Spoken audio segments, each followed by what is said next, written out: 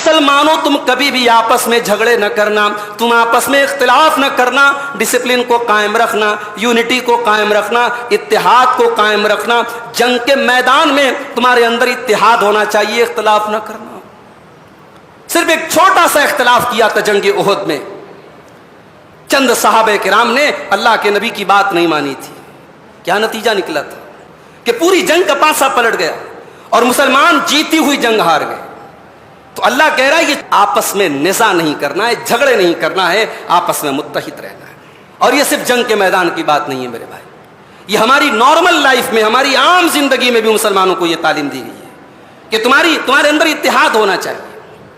آج افسوس کی بات ہے کہ جس امت کو اللہ تبارک و تعالیٰ نے قدم قدم پر اتحاد کا حکم دیا تھا، آج وہی امت اختلاف میں بٹھی ہے۔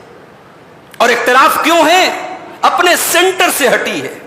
جس چیز کو اللہ نے مضبوطی سے پکڑنے کا حکم دیا تھا، وَاعْتَصِمُوا بِحَبْلِ اللَّهِ جَمِيعًا وَلَا تَفَرَّقُوا، آج اللہ کی اس رسی کو سب نے چھوڑا ہے۔ کوئی کہیں بھاگ رہا ہے، کوئی کہیں بھاگ رہا ہے، کوئی کسی کو بڑا مان رہا ہے، کوئی کسی کو بڑا مان رہا ہے۔ ہم نے ہمیشہ یہی کہا ہے میرے بھائیوں، اور یہی ہمیشہ کہتے رہیں گے، آؤ اگر بڑا ماننا ہے رب کے قرآن کو بڑا مان لو اور مصطفیٰ کے فرمان کو بڑا مان لو۔ اطیعوا اللہ واطیعوا الرسول، یہی وہ پلیٹ فارم ہے، یہی وہ سینٹر ہے جس پر پوری امت کو متحد کیا جا سکتا ہے۔